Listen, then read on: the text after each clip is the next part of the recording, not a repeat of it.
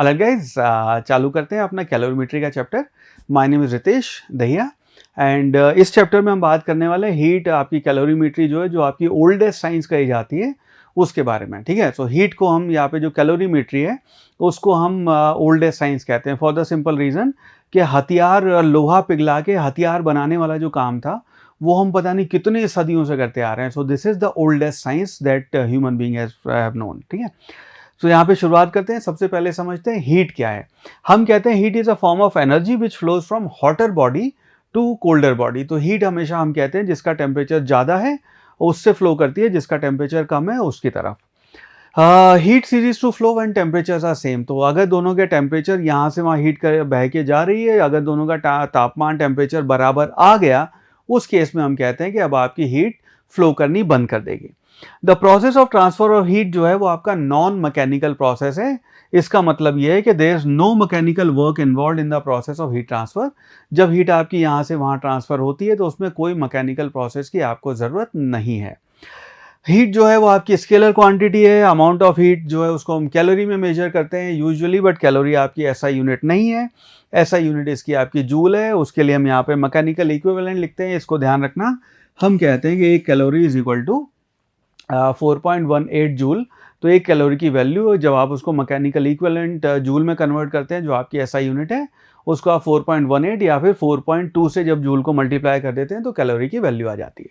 ठीक है, हालाइट आगे बढ़ते हैं। यहाँ पे हम कहते हैं specific heat. Now specific heat इसको हम ऐसे डिफाइन कर रहे हैं यहाँ पे ग्राम स्पेसिफिक हीट। दो आती है, एक ग्राम और एक आपकी मोलर। ग्राम की बात यहाँ पे होती है यूजुअली, मोलर स्पेसिफिक हीट की बात हम आपके केटीजी और थर्मोडायनामिक्स के चैप्टर में करते हैं, बट ये आइडेंटिफाई यहाँ भी कर लेते हैं, दोबारा एक बार फिर उस पर डिस्कशन कर लेंगे। हम कहते हैं यहाँ पे specific heat amount of heat required. अगर आपके पास कोई बॉडी है उसका 10 ग्राम 50 ग्राम 100 ग्राम वेट है, उसका टेम्परेचर आप 1 डिग्री से बढ़ाना चाहते हैं, तो कितनी हीट आपको देनी है पर ग्राम, दैट इज कॉल्ड आपकी gram specific heat. If nothing is mentioned उसको हम यूजुअली ग्राम स्पेसिफिक हीट को मानते हैं कि वो आपके डिफॉल्ट वैल्यू है। इसको हम कहते हैं कि अमाउंट ऑफ हीट जो आपको सप्लाई करनी है। तो आपने जो हीट सप्लाई करनी है आपकी बॉडी है उसको आप हीट दे रहे हैं और आप चाहते हैं कि इसका टेम्परेचर जो है वो बढ़ जाए। पहले 10 डिग्री था 15 हो जाए, 20 था उसका 30 पहुंच जाए, आप चाहते हैं टेम्परेचर उसका बढ़ जाए। तो अमाउंट ऑफ हीट जो है वो आपकी प्रोपोर्शनल होगी डेल्टा टी के। ये आपका प्रोपोर्शनल होगा कि उसका ओरिजिनल मास कितना है। इन्हीं को जब हम कंबाइन करते हैं तो हम कहते हैं Q will be equal to M multiplied by S delta T. ये आपकी अमाउंट ऑफ हीट हो जाती है।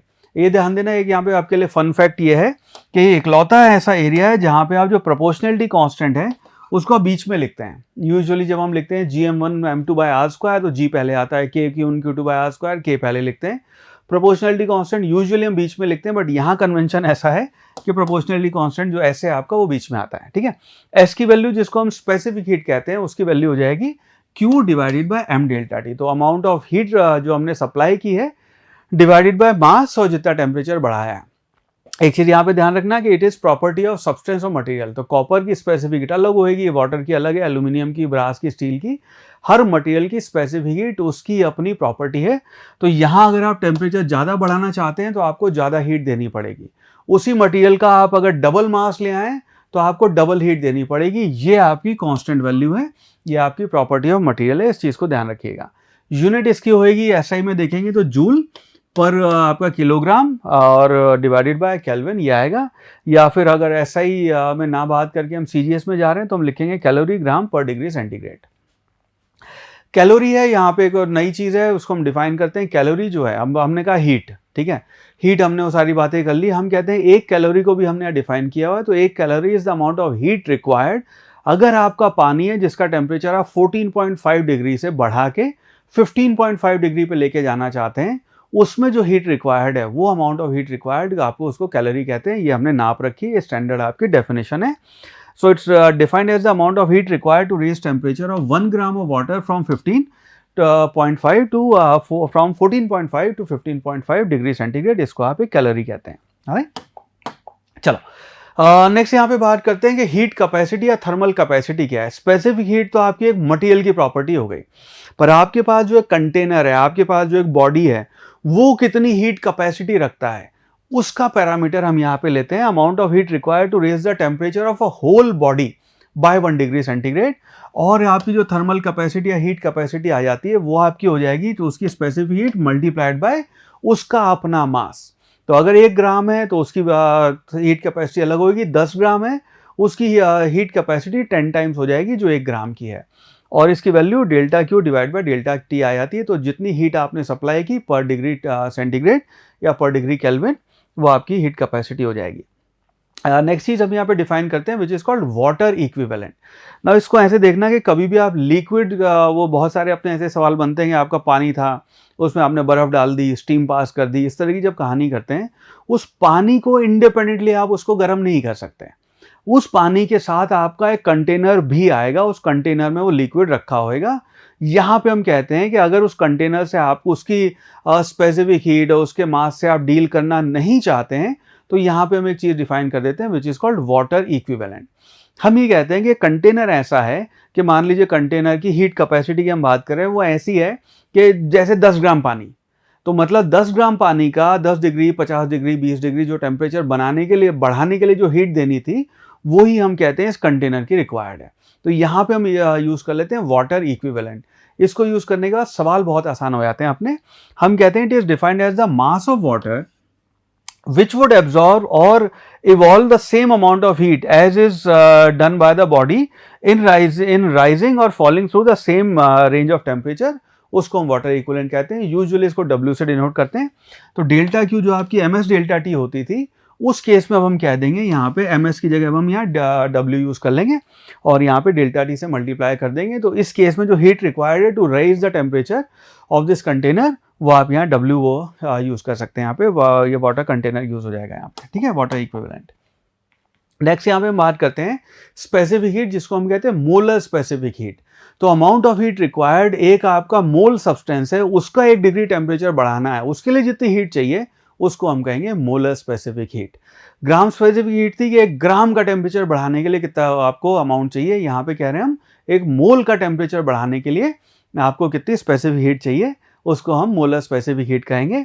डेफिनेशन अगेन वही सेम है, amount of heat required to raise the temperature of a body of 1 gram mole, ठीक है, 1 gram मोल आ गया यहाँ पे बाय 1 डिग्री सेंटीग्रेड। और ये जो C से हम इसको डिनोट करते हैं, यूजुअली आपकी जो ग्राम स्पेसिफिक हीट है उसको हम S से डिनोट करते हैं, इसको C से करते हैं, so that we can differentiate. इसकी वैल्यू आ जाएगी m Q divided by m delta Q. तो इसकी वैल्यू होगी आपका टोटल मास डिवाइडेड बाय आपका molar mass multiplied by Q delta T, आपकी वैल्यू हो जाएगी, ठीक है। ये कहलाती है आपकी ग्राम स्पेसिफिक हीट। चलो आगे बढ़ते हैं। यहाँ पे अब मैं आपको कुछ डेटा दे रहा हूँ, वो सवाल सॉल्व करने में बहुत यूजफुल डेटा है, वो आपको अच्छे से कंठस्थ होना चाहिए, वो डेटा आपको अच्छे से आना चाहिए। हम कहते हैं स्पेसिफिक हीट जो आइस है, आइस की स्पेसिफिक हीट जो होगी, आइस का टेम्परेचर अगर आपको 1 डिग्री बढ़ाना है, उसको हम कहते हैं 0.5 कैलोरी पर ग्राम पर डिग्री सेंटीग्रेड आपको चाहिए। इसी को जब हम ऐसा यूनिट में कन्वर्ट करते हैं तो ये आपका 21 जूल पर किलोग्राम, ध्यान रखना यहाँ पे ग्राम का था, वहाँ किलोग्राम कर रहे हैं, पर केल्विन आपको इतनी हीट चाहिए। टेम्परेचर अगर आपको वाटर का बढ़ाना हो तो 1 कैलोरी पर ग्राम पर डिग्री सेंटीग्रेड चाहिए आपको। स्टीम का अगेन फिर आपका 0.5 होता है। इस डेटा को आपको ध्यान रखना है, ये रात को 2 बजे भी आपको ध्यान होना चाहिए, आपके पास कोई एक्सक्यूज नहीं होगा, नहीं तो कैलोरीमीटर के सवाल नहीं होंगे आपसे, ठीक है, सिंपल सी वो बात है। ये आपकी स्पेसिफिक हीट आती है आइस की, वाटर की, और कोई मुश्किल डेटा भी नहीं है। आइस की और स्टीम की 0.5 है और वाटर की 1 है ग्राम पर कैलोरी पर ग्राम पर डिग्री सेंटीग्रेड। नाउ नेक्स्ट यहाँ पे बात करते हैं फेज चेंज की। फेज चेंज हम ये कहते हैं कि the term phase describes a specific state of matter such as solid, liquid और गैस। हमने यहाँ नोटिस किया कि आपका कंटेनर था, उस कंटेनर में अभी तक हमने कहा कि भाई टेम्परेचर आप हीट दोगे तो टेम्परेचर चेंज होएगा। हमने नोटिस किया कि हम हीट दिए जा रहे हैं और टेम्परेचर चेंज नहीं हो रहा है। उस केस में कि अगर आपने हीट प्रोवाइड की और आपका लिक्विड का टेम्परेचर चेंज नहीं हुआ है, तो हो सकता है वो लिक्विड स्टीम में कन्वर्ट हो रहा हो। सॉलिड है, उसका आप हीट दिए जा रहे हैं, टेम्परेचर चेंज नहीं हो रहा, हो सकता है वो सॉलिड इस वक्त अपनी स्टेट चेंज करके लिक्विड में कन्वर्ट हो रहा हो और इस वजह से टेम्परेचर आपका चेंज नहीं होगा। इस फिनोमिना को हम कहते हैं आपका फेज चेंज। आपका सॉलिड से लिक्विड, लिक्विड से गैस, आपका स्टेट चेंज होता है, इसको हम फेज चेंज भी कहते हैं। सो ये सॉलिड है, सॉलिड पे आपने इसको हीट प्रोवाइड की है, लिक्विड बन जाएगा। लिक्विड है, यहाँ वाटर का एग्जांपल है, लिक्विड है 100 डिग्री पे, आप उसको और हीट दिए जा रहे हैं, वो आपकी स्टीम में कन्वर्ट हो रही है।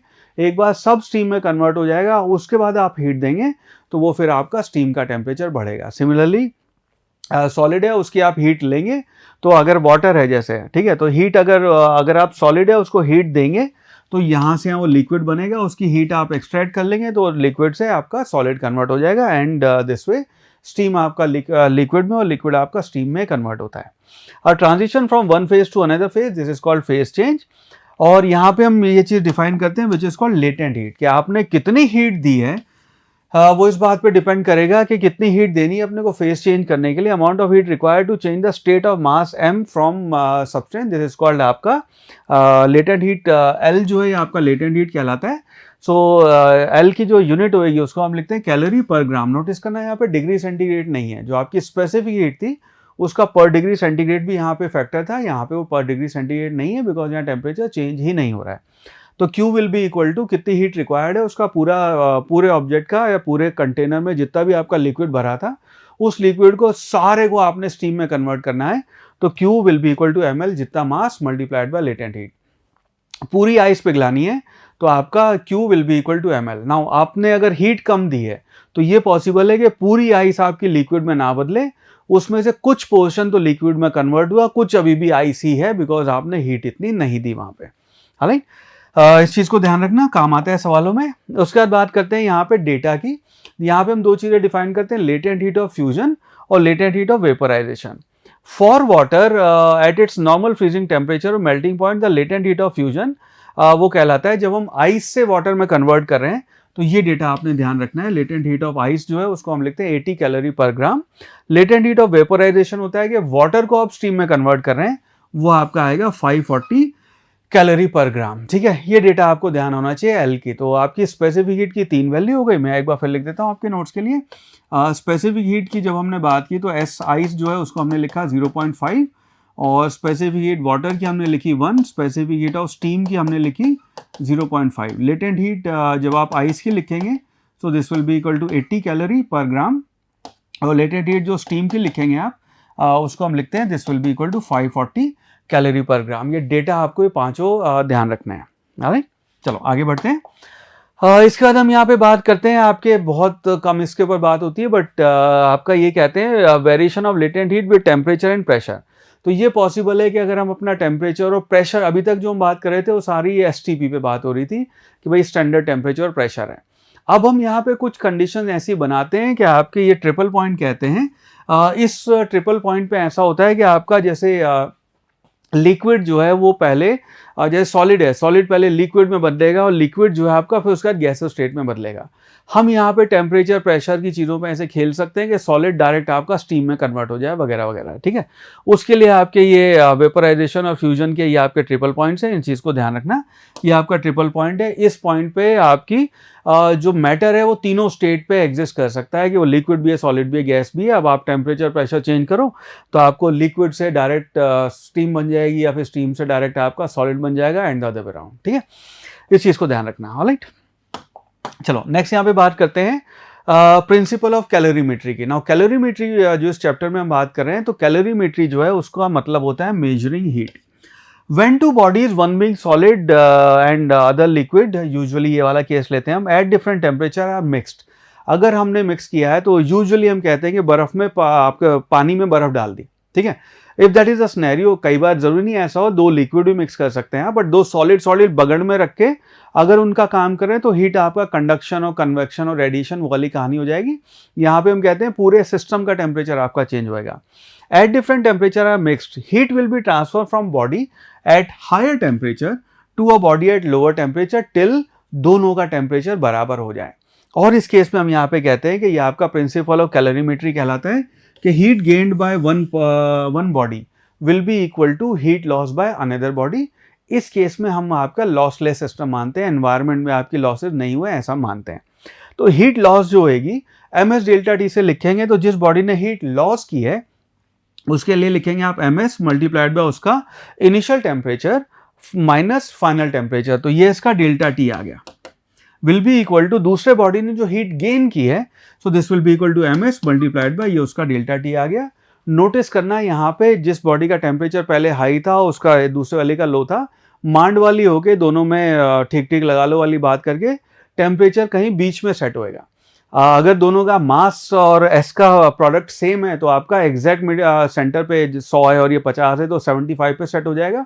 तो ऐसे कोई ज़बरदस्ती नहीं है, दोनों की एम और एस की वैल्यू पे डिपेंड करेगा। तो ये 50 है 100 है, हो सकता है आपका फाइनल टेम्परेचर 90 भी आ जाए, हो सकता है 60 भी आ जाए, वैल्यूज़ पे डिपेंड करेगा। ठीक है, प्रिंसिपल ऑफ कैलोरीमेट्री जो है ये आपका कंजर्वेशन ऑफ एनर्जी के प्रिंसिपल पे बेस्ड है। हम कहते हैं यहाँ पे initial energy is equal to final energy, या फिर loss of energy by one will be equal to gain of energy by the second one. ये आपका प्रिंसिपल ऑफ कैलोरीमेट्री है। नाउ हीटिंग कर्व यहाँ पे हम बात करते हैं, अच्छा सा कर्व है, इसको मैं समझा देता हूँ। हम ये कहते हैं कि हमने मान लीजिए एक सॉलिड लिया, इस केस में यूजुअली समझाने के लिए हम आइस, उसके बाद आपका वाटर और स्टीम का एग्जांपल लेते हैं। तो पहले आपका सॉलिड स्टेट में था, आइस यहाँ बनी हुई थी, आपने उसका टेम्परेचर बढ़ाया, ठीक है, और ये टाइम के साथ हम इसका ग्राफ प्लॉट कर रहे हैं, टेम्परेचर आपने उसको बढ़ाया। तो यहाँ पे पहले जो सॉलिड था वो आपका, उसका टेम्परेचर यहाँ पे चेंज हुआ। तो पहले टेम्परेचर मान लो -20 डिग्री था, उसके बाद इसका जैसे जैसे हीट दे रहे हैं उसका टेम्परेचर -20 से -15 और आपका वो वैल्यू आएगी। उसके बाद वो 0 डिग्री पे पहुंचेगा। जब वो 0 डिग्री पे यहाँ पहुंचेगा उसके बाद वो आइस आपकी मेल्ट करेगी। जब वो आइस आपकी मेल्ट पूरी हो जाएगी उसके बाद वो उसके बाद भी अगर आप कंटिन्यूस टेम्परेचर बढ़ा रहे हैं तो उसके बाद जो आइस मेल्ट होकर वाटर बन गया है उसका टेम्परेचर राइज होएगा। उसका टेम्परेचर, जब वाटर की प्रॉपर्टी है कि वो 0 से 100 के बीच में उसका टेम्परेचर रहता है, वो जब पहुंच गया तो उसके बाद वो बॉयल होना स्टार्ट होएगा और उसकी फिर स्टेट चेंज होएगी, जिसको हम कहेंगे वो स्टीम में कन्वर्ट हो रहा है।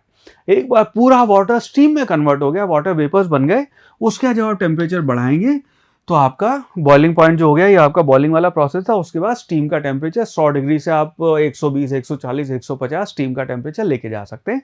ये कहलाता है आपका हीटिंग कर्व। नाउ इसमें जो इंपॉर्टेंट बात है, स्पेसिफिक हीट जो है आपकी, ये ध्यान देना, ये वाली स्पेसिफिक हीट आप यहाँ से और यहाँ से नाप सकते हैं। इसके ऊपर आपकी जो अभी डेटा हमने देखा था, specific heat is inversely proportional to the slope of जो आपका टेम्परेचर टाइम का ग्राफ आएगा, इस स्लोप पे डिपेंड करेगा। लेटेंट हीट जो होती है वो डिपेंड करेगा कि आपकी लेंथ कितनी ज़्यादा है, जो आपके जीरो स्लोप की लाइन है। तो आप हीट दिए जा रहे हैं, लेकिन वो स्टेट कन्वर्ट हुए जा रही है, तो वो इस बात पे डिपेंड करेगा कि लेटेंट हीट कितना टाइम ले रही है। उतनी जितनी ज़्यादा लंबी लाइन उतनी ज़्यादा लेटेंट हीट है आपकी। ठीक है, तो इस पे अगर कोई थ्योरेटिकल सवाल पूछ ले, इसको ध्यान रखना, या कैलकुलेशन करवा ले 2 ग्राफ बना के कि एक ग्राफ ऐसे जा रहा है, दूसरा ऐसे जा रहा है, बताओ किसी की स्पेसिफिक हीट ज़्यादा है, किसकी कम है। इस चीज़ को ध्यान रखना कि स्पेसिफिक हीट तो इसका स्लोप का इनवर्सली प्रोपोर्शनल होएगा और लेंथ ऑफ लाइन आपका लेटेंट हीट रिप्रेजेंट करेगा। ठीक है, चलो अब इसके ऊपर कुछ सवाल सॉल्व करते हैं।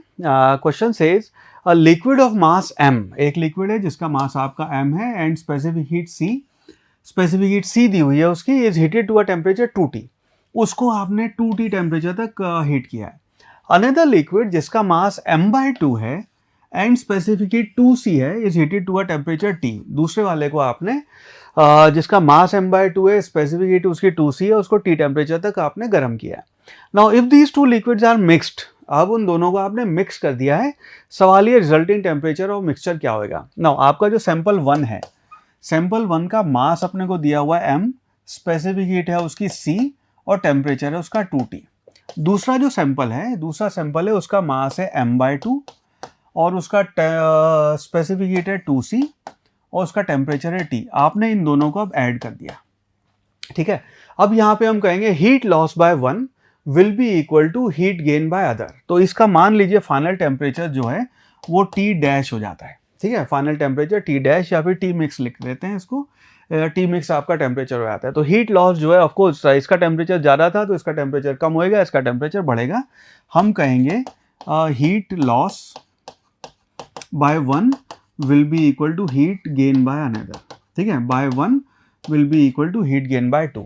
Now इस केस में हम पहले वाले के लिए लिखेंगे, ये आएगा आपका m मल्टीप्लाइड मास उसका m है, multiplied by specific heat C दे रखी है, टेम्परेचर उसका चेंज हुआ है 2T minus T dash will be equal to heat gain by other, उसको आप लिखेंगे m/2 multiplied by specific heat उसकी दी हुई है अपने को 2C मल्टीप्लाइड बाय जो उसका टेम्परेचर चेंज हुआ है, टेम्परेचर आपका final Tm minus T dash, ये वैल्यू आप इसको ऐसे लिखेंगे। नाउ इस केस में अगर यहाँ देखेंगे m मल्टीप्लाइड बाय c, ये भी 2 कैंसिल हो गया, m मल्टीप्लाइड बाय c है, ये दोनों तो कैंसिल हो जाएंगे, तो ये वैल्यू बची 2t माइनस टी डैश या tm लिख रहे थे, इसको हम tm लिख लेते हैं, ठीक है। विल बी इक्वल टू यहाँ बनेगा आपका tm माइनस टी। ना इसको इधर ले आए, इसको इधर ले जाएं, तो इसका मतलब 2t plus T will be equal to 2tm। इसका मतलब है tm जो है उसकी वैल्यू आ गई 3/2t, ठीक है। ये आपका फाइनल मांडवाली हो गए 3/2 टेम्परेचर T बचेगा, सो विच मीन्स आपका option D 3/2T would be the right answer. चलो अगला सवाल सॉल्व करते हैं। नीट में 2016 के एग्जाम में आपसे सवाल पूछा गया, question says a piece of ice falls from a height h so that it melts completely. तो एक आपकी h हाइट से आइस का टुकड़ा या आइस का गोला ऊपर से नीचे गिर रहा है और वो पूरा नीचे आते आते तक पिघल गया। पिघला क्यों? बिकॉज रास्ते में उसकी कुछ एनर्जी का जो पोटेंशियल एनर्जी थी वो आपकी हीट के फॉर्म में कन्वर्ट हुई। Only 1/4 of the heat produce is absorbed by the ice. तो आपकी जितनी भी हीट आई 1/4 जो थी उसकी सिर्फ आपकी आइस ने वही एब्जॉर्ब की है। And all energy of ice gets converted into heat during its fall. वो सारी एनर्जी आपकी हीट एनर्जी में कन्वर्ट हुई, उससे आपकी आइस पिघल गई है। हमें बताना है हाइट की क्या वैल्यू होगी। ना थ्योरेटिकल सवाल है। क्वेश्चन मैं आपको एक बार फिर समझा देता हूँ। सिनेरियो ये कि यहाँ से आपका आइस का गोला h हाइट से ऊपर से नीचे गिरा, यहाँ तक जब वो पहुंचा तो पूरा पानी में बदल गया था। वो टकरा के नहीं, टकराने से पहले ही, और इसको मान लीजिए कंटेनर में है, वो सारी कहानी है। और जितनी भी एनर्जी थी आपकी सिर्फ उसकी 1/4 पोर्शन आपका हीट में गया है ना। ऊपर से नीचे जो आपका ये m मास की आई से मान लो ऊपर से नीचे जब आएगा तो उसकी चेंज इन एनर्जी जो होगी वो डेल्टा ई, उसको आप लिखोगे this will be equal to mgh, ठीक है। ये चेंज इन पोटेंशियल एनर्जी हुआ है उसका ऊपर से नीचे आने में, इसका सिर्फ 1/4 पोर्शन आपका उसका स्टेट चेंज करने में गया है। सो इसको आप डिवाइडेड बाय 4 करें, this will be equal to ml। ये आपका एनर्जी में उसका स्टेट चेंज करने में इतनी हीट यूज हुई है। नाउ इसके बेसिस पे आप कह सकते हैं h की वैल्यू हमें बतानी है क्या होगा, g पता है, l दिया हुआ है। सो इन दोनों इक्वेशन से दिखेंगे तो आप लिख सकते हैं h will be equal to 4, m cancel हो जाएगा, 4l डिवाइडेड बाय g। ये आपका रिजल्ट दे देगा अपने को। नाउ इसमें वैल्यू डाल देते हैं। सो विच मीन्स यहाँ पे आप लिख सकते हैं h this will be equal to 4 multiplied by l। l की वैल्यू दी हुई है अपने को 3.4 multiplied by 10 to the power 5 divided by g। g की वैल्यू अपने को 10 दी हुई है। यहाँ पे थोड़ा सा कंफ्यूज करने के लिए g को 10 मीटर पर सेकेंड स्क्वायर ना देके न्यूटन पर किलोग्राम दे दिया है, ठीक है। तो इट्स द सेम थिंग। सो इसकी h की जो वैल्यू है ये हो जाएगी अपनी ये हो जाएगा 4 मल्टीप्लाइड बाय 3.4, तो ये आपका हो जाएगा 13.6। ये तो ये हो गया multiplied by 10 to the power 4। और यहाँ क्योंकि किलोमीटर में कन्वर्ट करना है तो वो कन्वर्ट कर लेते हैं, h विल भी आएगा 136 kilometre. So based on this हम कह सकते हैं कि option A 136 kilometre this would be the right answer. Alright, चलो अगला सवाल सॉल्व करते हैं। Question says steam at 100 degree centigrade is passed into 20 gram of water at 10 degree centigrade. When water acquires temperature of 80 degree centigrade. सवाल है mass of water present will be. NEET 2014 का सवाल है। देखो सिनेरियो में आपको समझाता हूँ हो क्या रहा है। सिनेरियो ये है कि ये आपका कंटेनर, इस कंटेनर में आपका पानी भरा हुआ है। पानी की जो इनिशियल कंडीशन है वो मास है उसका 20 ग्राम और आपका टेम्परेचर है 10 डिग्री सेंटीग्रेड। नाउ इस केस में अब आपने क्या किया, यहाँ पे आपने स्टीम ऐसे मिक्स कर दी, इसमें आपने ऐसे स्टीम मिक्स की और स्टीम ये है, मान लीजिए m मास की स्टीम आपने इसके थ्रू पास की है। ये आपका कहीं कंटेनर प्रेशर कुकर से कनेक्टेड है वगैरह वगैरह जो भी कहानी हो रही है, ठीक है। तो m मास की स्टीम है, उसका टेम्परेचर 100 डिग्री सेंटीग्रेड है। नाउ जब ये स्टीम इसके साथ मिक्स हुई तो अब यहाँ पे इसका टेम्परेचर जो है वो फाइनल हो गया आपका 80 डिग्री सेंटीग्रेड। ऑलराइट, अब यहाँ पे हमसे पूछा है नेट मास क्या होगा। ना ये चीज ध्यान रखना, यहाँ पे जो आपका मास आएगा, मास 20 ग्राम तो पहले जो पानी का है वो, प्लस आपने जो स्टीम को कन्वर्ट किया है तो स्टीम का पहले क्या होएगा, 100 डिग्री टेम्परेचर पे आपकी स्टीम है, वो आपकी 100 डिग्री टेम्परेचर पे स्टीम आएगी, उसका टेम्परेचर चेंज होएगा। उसके बाद वाटर बन के वो 100 डिग्री से उसका टेम्परेचर 80 डिग्री पहुंचेगा। उतनी हीट यहाँ पे रही वो होएगी और ये फाइनल आपका 20 प्लस m करके ये आपका फाइनल आंसर होएगा। इतना मास आपका यहाँ पे होगा। नाउ इस केस में अगर हम प्रिंसिपल ऑफ कैलोरीमेट्री को अप्लाई करेंगे, heat loss by 1 is equal to heat gain by 1, तो पहले देखते हैं आपकी स्टीम ने कितनी हीट लॉस की यहाँ पे।